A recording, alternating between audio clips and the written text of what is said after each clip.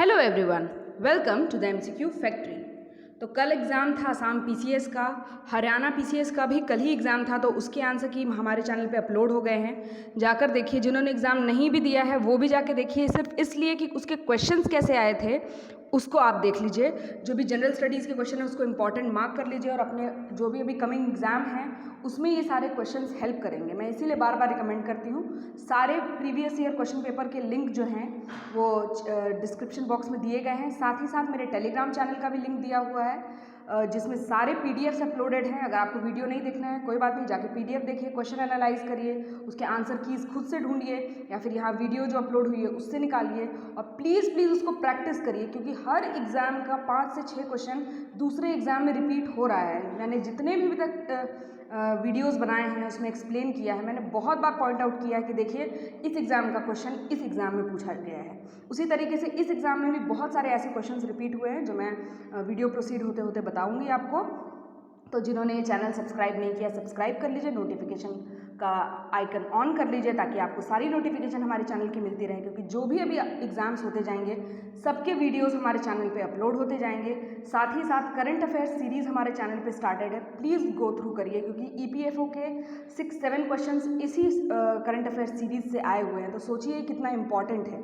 तो एक बार जाइए, और इसका पीडीएफ जो है हमारे टेलीग्राम चैनल पे अवेलेबल है, आप उस पीडीएफ से जाकर प्रैक्टिस करिए। आंसर कीज़ भी वहाँ प्रोवाइड किए गए हैं। साथ ही साथ टेलीग्राम चैनल पे स्पेक्ट्रम से चैप्टर वाइज क्वेश्चन मैंने स्टार्ट किए हैं क्विज बनाना।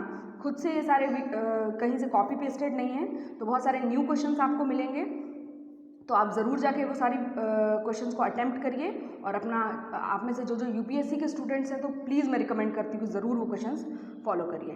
तो फटाफट चैनल को सब्सक्राइब करिए, अगर वीडियो अच्छा लगता है तो लाइक करिए और शेयर करिए अपने फ्रेंड्स में। तो क्वेश्चन नंबर 1 से स्टार्ट करते हैं। The prime minister of India kick started the largest vaccination drive in Indian history against the covid virus on, किस डेट पे ये स्टार्ट किया गया था? तो 16 जनवरी 2021।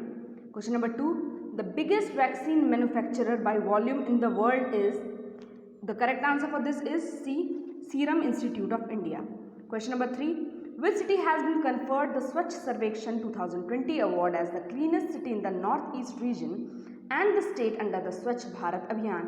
अब देखिए ये क्वेश्चन 2020 का पूछा गया है, और वो कौन सा स्टेट है? तो वो है असम का जोरहाट। क्वेश्चन नंबर 4 पे आते हैं। Which country on 19 July 2020 launch its first mission to the Mars?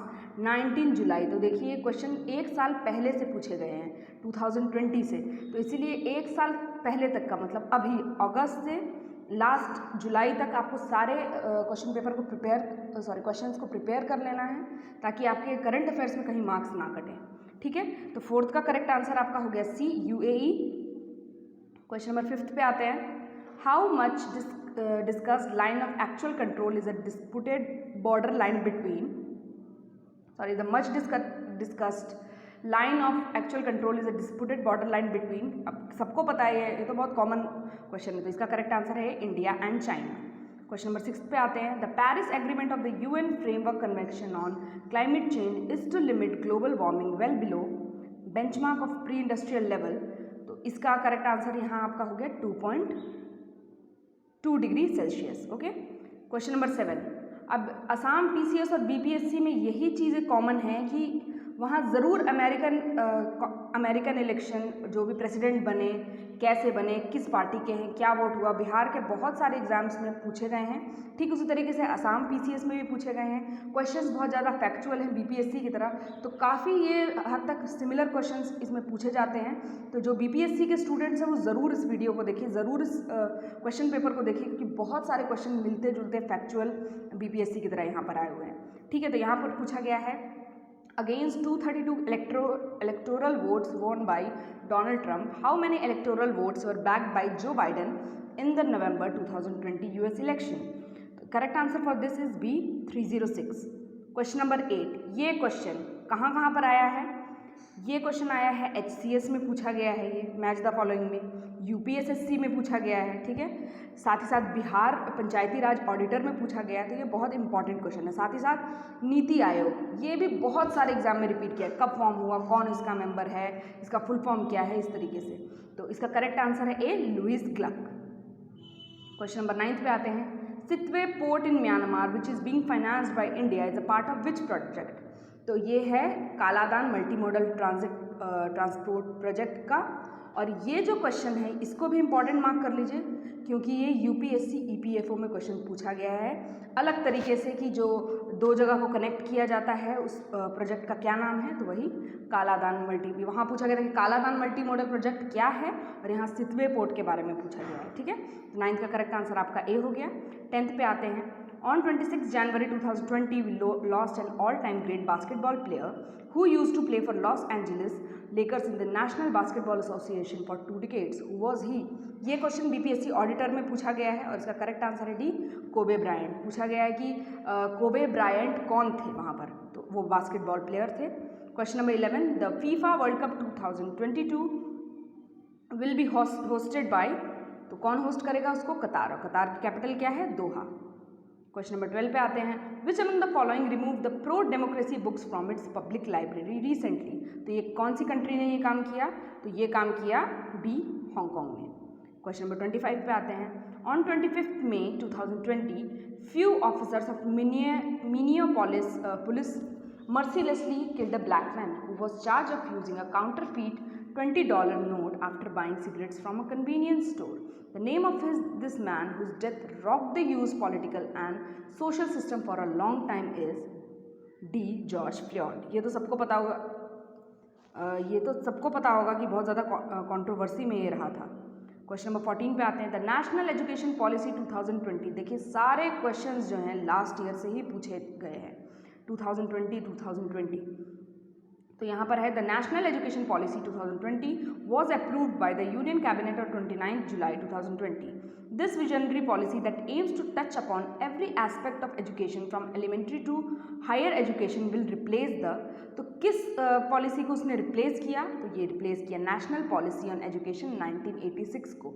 मतलब इतने सारे सालों के बाद जो 1986 की पॉलिसी अभी तक चल रही थी उसको रिप्लेस किया हमारी new education policy, national education policy 2020 ने। क्वेश्चन नंबर 15 पे आते हैं। ऑन 9 नवंबर 2019, अब यहाँ 2019 का भी क्वेश्चन पूछा जा चुका है, इसीलिए बहुत अच्छे से नज़र हर चीज़ पे रखनी चाहिए। और वो भी जो भी लैंडमार्क केसेस हैं, जो बहुत ही हाईलाइटेड करंट अफेयर्स में चर्चा में जो न्यूज़ रही है, वही सब पूछे गए हैं, तो कोई ज़्यादा डिफिकल्ट क्वेश्चन नहीं था। The Supreme Court of India gave the historic verdict in the Ram Janmabhoomi Babri Masjid case, popularly called the Ayodhya verdict. Which High Court in India referred the case to the Supreme Court after 2010? ये question पूछा गया है कि किसने refer किया था, तो correct answer है बी, इलाहाबाद हाई कोर्ट ने। 16, 3 agriculture bills were signed by the President of India after both houses of the Parliament had passed earlier. On 27 September 2020, which of the following is not a part of this package? तो इनमें से कौन सा part नहीं है इस package का? तो वो है D, the farmer subsidy and insurance act. Question number 17, CBSE partnered with which company to launch a curriculum on digital safety and augmented reality for students and educators? तो किसके साथ CBSE ने साझेदारी की है? तो वो की है ए, फेसबुक से। Question number 18, which tribe of Assam organized the Judima festival in the middle of December 2020 to promote its art and culture, performing arts and ethnic practices? अब यहाँ से जो है असम से रिलेटेड उसके रीजनल क्वेश्चंस पूछे गए हैं। तो 18th का आपका करेक्ट आंसर यहाँ हो गया the Dimasa tribe. Question number 19, during 27 September 2020 and 10 November 2020, a fierce battle was fought between two countries for the disputed territory of Nagorno-Karabakh. Which are the two countries? तो ये तो बहुत ज़्यादा न्यूज़ में था, तो इसका करेक्ट आंसर हो जाएगा बी, अर्मेनिया और Azerbaijan. Question number 20, for the first time in India, senior defense personnel in a newly created position of CDS was installed on 1st January 2020. Who will be above all the three chief of the three wings, Army, Navy and Air Force? Who is the first incumbent in this position? सीधे पूछ लेता है कौन CDS बना था? Simple, A is General Bipin Rawat. Question number 21, during 1540 and 1587, King Narayan ruled over the undivided Koch kingdom of Kamata and subsequently subjugated the entire Brahmaputra valley, including the Ahom, Kachari, Tripura and Manipur kingdom. What was the real name of King Naranarayana? तो ये भी आसाम का question है, तो इसका correct answer होगा सी, मल्लादेव। 22. The founder of the Ahom kingdom, Cholung Sukapa, ruled Assam from 1228 to 1268. After his death, who succeeded him? तो किसने सक्सीड किया था इन्हें? वो किया था सुतेउफा. Question number 23. As a great patron of Shakta Hinduism, an Ahom king built the Umananda temple on Peacock Island of Guwahati around 1694 AD. Who was he? So he was Gadadhar Singha. साथ ही साथ आप याद रखने की इसमें चीज़ क्या है कि उमानंदा टेम्पल कहाँ पर है? गुवाहाटी में. ठीक है, कब फॉर्म हुआ था? 1694 AD में. Question number 24. King Shiva Singha interested Krishnaram Bhattacharya, a Shakta priest from Nabadwip in West Bengal to manage the Kamakhya temple. How do we know him popularly? तो हम उन्हें जानते हैं किस नाम से? Parbatiya Gosai. Okay. Question number 25. Chao Suhumung was the first Ahom king to adopt a Hindu title, indicating a move towards an inclusive polity. Which Hindu name did he take? तो कौन सा हिंदू नेम इन्होंने लिया था? तो वो था स्वर्ग नारायणा. क्वेश्चन नंबर 26 पे आते हैं. The best passing out cadet of the NDA Khadakwasla is conferred the. तो 26 का करेक्ट आंसर है b, Lachit Borphukan gold medal. जो भी सबसे अच्छा परफॉर्म करता है उसको कौन सा मेडल मिलता है? तो यही मेडल उसको दिया जाता है. Next question 27. Who was the ruler of Kashmir at the time of India's independence? Of course Hari Singh. Question number 28. The brave Assamese lady warrior Mula Gabharu died fighting against c, Turbak Khan. 29. Who was the first Assamese to fight against the Britishers? तो वो कौन थे? गोमधर कुंवर. Question number 30. Bhogeshwar Barua was the first Arjuna Award winner from Assam in 1966. Who was the second Assamese to win this coveted award of Indian sports in 1987? तो किसे ये award मिला था? ये मिला था बी, मोनालिसा बरुआ मेहता को. 31. Which Assamese film won the first ever National Film Award, the President Certificate of Merit for Regional Language category in 1955? पहली असामीज मूवी जिसको नेशनल फिल्म अवार्ड मिला था तो वो किसको मिला था? ए, प्योली फुकान को. क्वेश्चन नंबर 32 पे आते हैं. Great footballer doctor Talimeren Ao was born in undivided Assam in Naga Hills district and went on to study at Cotton College and RG Kar medical college for his degree in medicine. He holds a unique status in Indian football history. वो कौन सा status है? तो वो है both BNC, मतलब he was the first captain of Indian football team in 1948 Olympics, और दूसरा he was the flag bearer of the Indian contingent in 1948 London Olympics. 1948 में जो ओलंपिक हुआ था वो कहाँ हुआ था? लंदन में. Question number 33. अक्जिमा Jar Heral Seema is a landmark in Assamese novel written by Kanchan Barua and was first publish in 1945. But Kanchan Barua is the pen name. What is the author's real name? The real name of the author is Bhuban Mohan Barua. Question number 34. The Tale of Nomadic Soul is the English translation of a famous novel by Saeed Abdul Malik. What is that novel which is that novel among the following? तो कौन सा इसमें है? C, अघारी आत्मर काहिनी.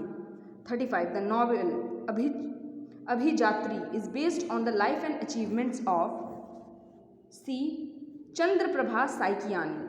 36. अब यहाँ से modern history के question शुरू होते हैं, तो इन सब को आप इंपॉर्टेंट मार्क करते जाइए. The English Education Act made English language the medium of instruction in India as per decision of William Bentinck, and funds were allocated to British East India Company to spend on education and literature in India. When was this act passed? ये act कब pass हुआ था? तो ये पास हुआ था 1835 में. Question number 37. While Rabindranath Tagore conferred the title Mahatma upon Gandhi, who conferred the title Half-Naked Fakir on Gandhi? तो ये जो था टाइटल दिया गया था महात्मा गांधी को बी, विंस्टन चर्चिल ने. ओके, तो ये क्वेश्चन कहाँ से पूछा गया है? ये स्पेक्ट्रम से क्वेश्चन पूछा गया है. ओके, तो इसको याद रखिए और प्लीज़ जाकर आप टेलीग्राम चैनल पे ज्वाइन करिए. ये जो स्पेक्ट्रम के चैप्टर वाइज क्विज मैंने ऑर्गेनाइज किया हुआ है उसको ज़रूर जाकर देखिए. क्वेश्चन नंबर 38 बहुत सिंपल है, सबको पता है. इंडिका के राइटर कौन है? तो Megasthenes. Question number 39. Aruna Asaf Ali was one of the prominent organizer of the underground activities during, तो किस टाइम ये एक्टिव थी, तो ये क्विट इंडिया मूवमेंट के टाइम एक्टिव थी। और ये क्वेश्चन बहुत बार बहुत सारे एग्जाम्स में रिपीट हुआ है, तो इंपॉर्टेंट मार्क कर लेते हैं। Question number 40, identify the national leader and efficient administrator who played an extraordinary role in the integration of the Indian state. सबको पता है स्टैचू ऑफ यूनिटी भी इन्हीं के नाम पे बनी है। पूरे इंडिया को अखंड भारत बनाने का काम इन्होंने किया, वो थे Sardar Vallabhbhai Patel. Question number 41, the largest landlocked country in the world is, अब यहाँ से ज्योग्राफी के क्वेश्चंस पे आते हैं। तो सारी लैंडलॉक ही कंट्रीज़ हैं, लेकिन लार्जेस्ट है इसमें से कजाकिस्तान, सेंट्रल एशियन कंट्री है। क्वेश्चन नंबर 42, खामती आओ मेलाचारी दिया हुआ है ये ट्राइब्स, और उसको मैच करने के लिए बोला गया है। तो इधर आपका 42 का करेक्ट आंसर हो जाएगा डी, सारे सही तरीके से मैच्ड है, all are correct. Question number 43, which country is the largest archipelago country in the world. अगर आपने मेरी करंट अफेयर्स की सीरीज देखी होगी तो आपको मैंने बताया होगा आर्कीपेलेगो क्या होता है, और सबसे लार्जेस्ट आर्कीपेलेगो कौन है, इंडोनेशिया, सबसे ज़्यादा आइलैंड्स हैं इसके अंदर। Question number 44, which of the following river has the largest river basin in the Indian सब कॉन्टिनेंट। अब ये क्वेश्चन जो है क्लास 11th की एनसीईआरटी से बिल्कुल लाइन बाय लाइन क्वेश्चन पूछा गया है, बेसिक फिजिकल ज्योग्राफी से ये क्वेश्चन पूछा गया है, और इसका करेक्ट आंसर है c, the Ganga. Question number 45, the boundary demarcation between India and Pakistan, इसको किस नाम से जाना जाता है, तो रेड क्लिफ लाइन से। 46, the island of Seychelles are located in the correct answer is c, Indian Ocean. क्योंकि आपको पता है कि बहुत ज़्यादा इंडियन ओशन रीजन चर्चा में रहा है, चाहे वो मिलिट्री एक्सरसाइजेस हो, चाहे ऑपरेशन मैत्री हो, चाहे इंडियन ओशन रीजन के कंट्रीज़ को वैक्सीन्स प्रोवाइड करने की पहल हो, उन सारी चीज़ों में ये सारे कंट्रीज़ बहुत, इंडियन ओशन रीजन बहुत चर्चा में रहा है, इसीलिए ये क्वेश्चन पूछा गया है। तो करेक्ट आंसर है Indian ocean. Which of the following wild life sanctuary national park is located in the Assam Arunachal Pradesh borders. तो ये जो है एग्जामिनेशन पॉइंट ऑफ व्यू से भी इंपॉर्टेंट हो जाएगा, ठीक है, यूपीएससी के भी पॉइंट ऑफ व्यू से कि बॉर्डर पे कौन सा पार्क है, तो वो कौन सा है, Sonai Rupai wildlife sanctuary. Question number 48, according to the most authentic geographical studies when did life begin in the earth, it begin in 3.8 billion years ago. और ये जो है fundamentals of physical geography class 11th की book में ये given है। Question number 49, which water resource project covers and extends the benefit to Madhya Pradesh, Maharashtra, Gujarat and Rajasthan. तो वो बेनिफिट देता है कौन सा डैम, वो है सरदार सरोवर डैम प्रोजेक्ट, जो second largest dam in the world है, नर्मदा रिवर के ऊपर बना हुआ है। Question number 50, which pair of extremely located Indian cities is connected by east west corridor. तो क्वेश्चन नंबर 50 का करेक्ट आंसर है सिलचर और पोरबंदर। सिलचर कहाँ है, असम में, पोरबंदर कहाँ है, गुजरात में। ये क्लास 10th की एनसीईआरटी से ये क्वेश्चन पूछा गया है, ठीक है। क्वेश्चन नंबर 51 पे आते हैं, as per the 2011 census how many gaon panchayat are there in Assam. तो इसका करेक्ट आंसर है 2202। 52 पे आते हैं, which of the following city is known as the tea city of India. Darjeeling, Dibrugarh, Siliguri, Nainital. सबको तो लगता होगा दार्जिलिंग है, लेकिन इसका करेक्ट आंसर है बी, डिब्रूगढ़, क्योंकि डिब्रूगढ़ सबसे ज़्यादा टी प्रोड्यूस करता है। Question number 53, the term black revolution in the present context of India is associated with, तो किससे एसोसिएटेड है, self dependence in the production of crude oil. 54th पे आते हैं, Lieutenant Commander M.S. Karabi Gogoi is India's first women Navy officer to be posted as a defense attaché in a foreign country in her basic case Russia. What is her basic expertise? तो उनका basic expertise है warship construction and maintenance. Question number 55 पे आते हैं, ये तो बहुत चर्चा का क्वेश्चन था 2019 का कि फर्स्ट लोकपाल बने, और वो कौन बने थे, Pinaki Chandra Ghosh.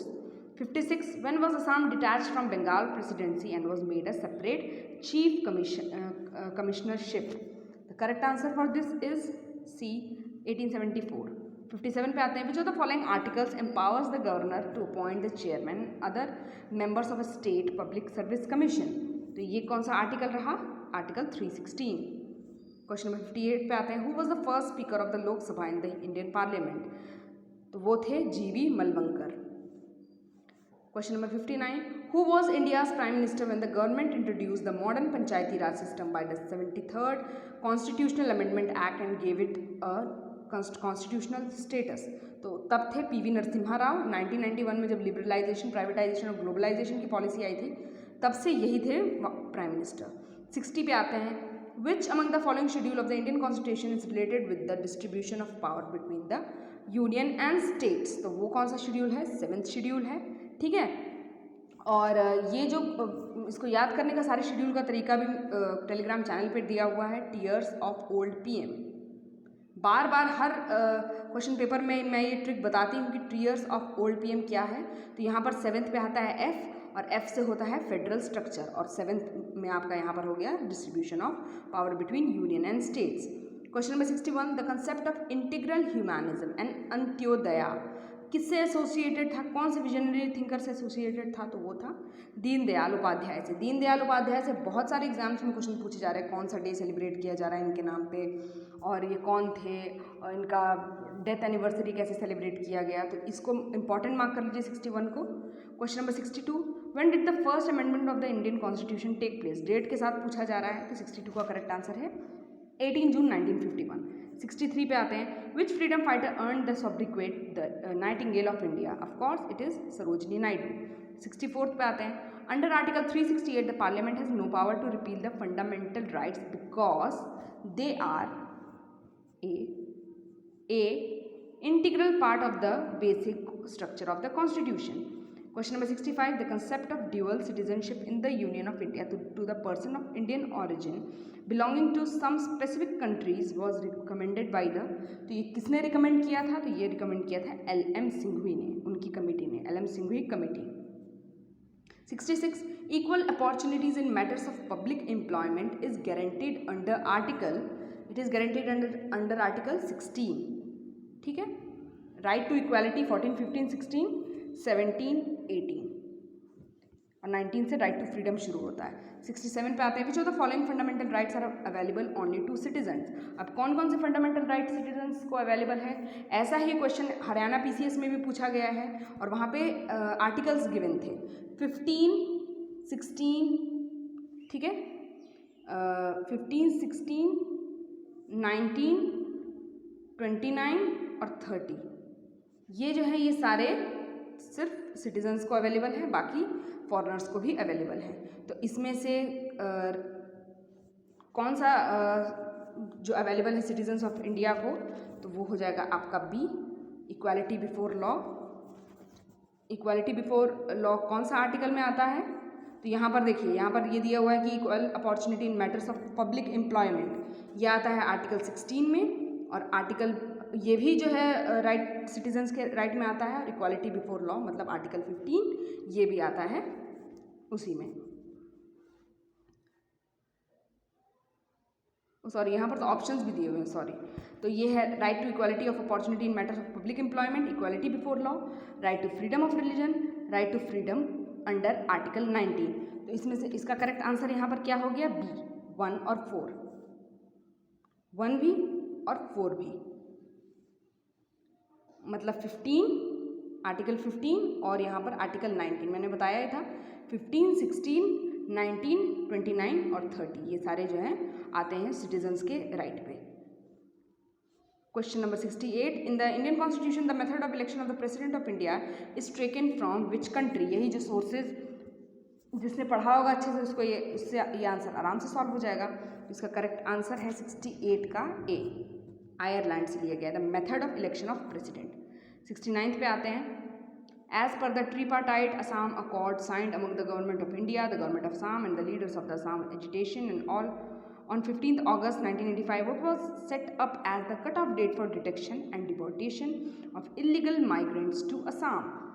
Correct answer is 24th March 1971. 70, the 4 districts under the Bodoland Territorial Council are, तो कौन कौन से डिस्ट्रिक्ट्स हैं वो, बी, कोकराझार, बक्सा, Chirang and Udalguri. 71, which of the following which statement among the following is not true about GST council. अब ये GST से रिलेटेड क्वेश्चन हरियाणा PCS में भी आया था कि GST क्या है, कौन GST के रेट्स डिसाइड करता है, किस तरीके से कंजम्पशन बेस्ड है कि ये प्रोडक्शन बेस्ड है, क्या है GST, इस तरीके से पूछा गया था। तो इसमें से पूछा जा रहा है कि कौन सा स्टेटमेंट इनकरेक्ट है, तो इनकरेक्ट है B, it is chaired by the prime minister of India. Okay, question number 72 पे आते हैं, the national bamboo mission strives, 4 options दिए हुए हैं। 72 का यहाँ करेक्ट आंसर है D, 1, 2 and 4। Increase the area under bamboo plantation. दूसरा, rejuvenate the underdeveloped bamboo industry in India, और fourth explore the export market for bamboo, take over the sick paper mills in India, ये इसका part नहीं है। Question number 73 पे आते हैं, which of the following correctly describes the angel tax. 2019 में angel tax बहुत ज़्यादा चर्चा में था, तो इसका करेक्ट आंसर हो जाएगा सी, a type of capital gain tax imposed when startups receive funding which is higher than their fair market value of the shares sold। 74, name the Indian citizen who is also a Nobel laureate in economics. कौन है वो? B, Amartya Sen. Okay, क्योंकि Indian citizen भी होने चाहिए। अभिजीत बैनर्जी को भी मिला था लेकिन वो इंडियन सिटीजन नहीं है। 75, इंडियन ओरिजिन के हैं। 75, under which scheme given below a programme has been launch by the government of India to train youth on GST and related matters. The correct answer for this is D, Pradhan Mantri Kaushal विकास योजना, मतलब skill development का योजना था ये। 76, the 7-member committee for revitalization of Assam economy in the aftermath of COVID-19 pandemic was headed by, तो वो किसने head किया था? श्री सुभाष चंद्र दास IAS। 77, we often hear the term CTC in the context of Assam tea. What does CTC stand for? CTC stand किसके लिए करता है? Crush, tear, curd। 78, the Department of Act East Policy Affairs under the government of Assam was set up in C 2017 में setup हुआ था। 79, government scheme से भी इसमें बहुत सारे क्वेश्चंस पूछे गए हैं। साइंस के भी क्वेश्चन है, तो मिला जुला के पेपर बहुत अच्छा है। 100 क्वेश्चंस हैं लेकिन बहुत अच्छे तरीके से प्रेजेंट किया गया है। और ये जो मैं सेट बता रही हूँ वो कौन सा सेट है? सेट ए है, ठीक है। Which ministry of India is carrying out special scientific schemes like Kiran IPR and Vigyan Jyoti for women scientist of India. तो वो कौन कर रहा है ये? B, the ministry of science and technology. ये याद रखना बहुत ज़रूरी है कि किस मिनिस्ट्री के अंडर कौन सी योजना आती है। एग्जाम में जनरली यही पूछा जाता है, ये नहीं पूछा जाता कि ये योजना क्या है generally. Question number 80, which of the following became the first state UT in India to present an e-budget and stream it live in social media as well. तो ई-बजट सबसे पहले किसने स्टार्ट किया? तो वो स्टार्ट किया सी, असम ने। अब असम PCS का क्वेश्चन तो असम का क्वेश्चन होना चाहिए ना भाई। 81, the maximum number of individuals that can be supported by a given environment is called a, carrying capacity. 82 पे आते हैं, plants growing under direct sunlight are known as heliophytes. What do we call the plants growing under shade? तो उनको बोला जाता है सियोफाइट्स। Question number 83 पे आते हैं, which among the following protocols is dedicated for protecting biodiversity from the potential risk caused by living modified organism from modern technology? Correct answer is A, Cartagena Protocol। 84, which of the following types is a non-material pollution? तो non-material pollution इनमें से कौन सा है? C, thermal pollution। Question number 85, the two UNESCO World Heritage Sites in Assam are B, Kaziranga national park and Manas national park. अब बार बार ये चीज़ याद रखिए कि अभी क्योंकि असम में 2 नेशनल पार्क्स और इंक्लूडेड हुए हैं, इस वजह से ये बहुत ज़्यादा चर्चा में रहा है, तो इससे एक क्वेश्चन UPSC में आना तो मस्ट है। क्वेश्चन नंबर 86 पे आते हैं, match the following persons and their activities in the field of environment conservation and development. Medha Patekar, MS Swaminathan, Anil Agarwal, Salim Ali. Salim Ali के बारे में सब जानते हैं कि ऑर्निथोलॉजी एंड कंजर्वेशन, मतलब बर्ड से रिलेटेड थे सलीम अली अपने, ठीक है। क्वेश्चन नंबर 86 का यहाँ पर सही आंसर हो जाएगा ए का 2, बी का 4, सी का 1, डी का, मतलब डी का 3 सलीम अली हो गए। मेधा पाटेकर किस चीज़ से रिलेटेड थी? तो वो थी नर्मदा बचाओ आंदोलन से। MS स्वामीनाथन किस चीज़ से रिलेटेड थे? वो rice research and biodiversity conservation से। और अनिल अग्रवाल किस चीज़ से रिलेटेड थे? Centre for science and environment. Okay, अब क्वेश्चन नंबर आते हैं 87 पे, all species of lemur are endemic to, जितने भी लेम्यूर के स्पीशीज़ हैं कहाँ के एंडेमिक हैं? वो सारे मेडागास्कर के एंडेमिक है। मेडागास्कर किस कंट्री का पार्ट है? अफ्रीका का। कैपिटल क्या है इसकी? Antananarivo. Question number 88, which among the following is the state tree of Assam? State tree of Assam क्या है? तो वो है सी, Hollong. 89, among the marine ecosystem the most species rich ecosystem is B, coral reefs। 90, biodiversity hotspots are among the richest and most important ecosystem in the world. How many such hotspots are presently here in the world? तो कितने biodiversity hotspot हैं world में? तो वो हैं कितने C36। ठीक है, एनवायरनमेंट एंड इकोलॉजी का question 91 wooden doors often swell up and get stuck during rainy season, this is due to the phenomena of, तो ये कौन सा फिनोमेना है, imbibition. 92 who won the Nobel prize in physics for the discovery of the law of photoelectric effect, तो वो किसको मिला था, एल्बर्ट आइंस्टाइन को। ये भी क्वेश्चन बीपीएससी में पूछा गया था। 93 the filament string of an electric bulb is made up of D tungsten, ये क्वेश्चन एनसीईआरटी की बुक में बहुत अच्छे से गिवन है, साइंस की बुक में। तो क्वेश्चन जो भी बहुत सारे पूछे हैं एनसीईआरटी से पूछे, करंट अफेयर्स के बहुत सारे क्वेश्चंस थे, तो वो दूसरे एग्जामिनेशन पॉइंट ऑफ व्यू से भी इंपॉर्टेंट है। 94 पे आते हैं, विच among the following the chief constituent of biogas, BPSC का सबसे खास क्वेश्चन बार बार इसमें पूछा जाता है। वहाँ पर तो ई ऑप्शन भी है, लेकिन यहाँ पर चीफ कॉन्स्टिट्यूएंट पूछा जा रहा है, तो ऑफकोर्स मिथेन होगा। बीपीएससी 64 में क्वेश्चन बिल्कुल इसी तरीके से पूछा गया था। 95 विच of the following is an egg laying mammal, ये मैंने अपने बायोलॉजी की वीडियो सीरीज में भी बताया था कि कौन है वो एग लेइंग मैमल, वो है platypus. 96 which of the following disease is not caused by virus, influenza virus से होता है, एड्स वायरस से होता है, डेंगू भी वायरस से होता है, लेकिन एंथ्रैक्स जो है बैक्टीरियल फंगल इन्फेक्शन है, तो एंथ्रैक्स जो है फंगस से होता है।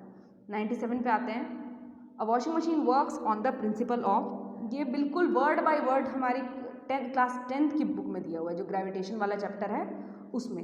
इसका करेक्ट आंसर है c, centrifugation. 98 rain drops are spherical in shape because of the phenomena called, ये भी बिल्कुल बीपीएससी का क्वेश्चन पूछा गया है, और हमारे लूसेंट जिसने पढ़ी होगी उसमें ये बहुत अच्छे से ये क्वेश्चन दिया हुआ है। तो 98 का करेक्ट आंसर है D. 99 the name the clinical procedure in which blood is transfuse from recovered कोविड-19 पेशेंट टू कोविड-19 affected patient in critical condition, हर कोई बोलता था प्लाज्मा डोनेशन तो बहुत ज़्यादा चर्चा में था, सबको पता होगा प्लाज्मा थेरेपी इसको बोलते हैं। 100 a man suddenly encounters a tiger in the jungle and his heart beat goes up, blood pressure increases and gets nervous, which hormone is released more at this time in his body, तो correct answer क्या है सी, adrenaline. Adrenaline rush इसको बोला जाता है, और ये question जो है जो डाइजेशन जो ग्लैंड्स वाला चैप्टर है एनसीईआरटी का क्लास 10th का, उसमें दिया हुआ है। तो इसी के साथ ये वीडियो खत्म होता है। अगर अच्छा लगे तो लाइक करिए, जिन्होंने सब्सक्राइब नहीं किया प्लीज़ हमारे चैनल को सब्सक्राइब करिए। Keep watching the MCQ factory. Thank you.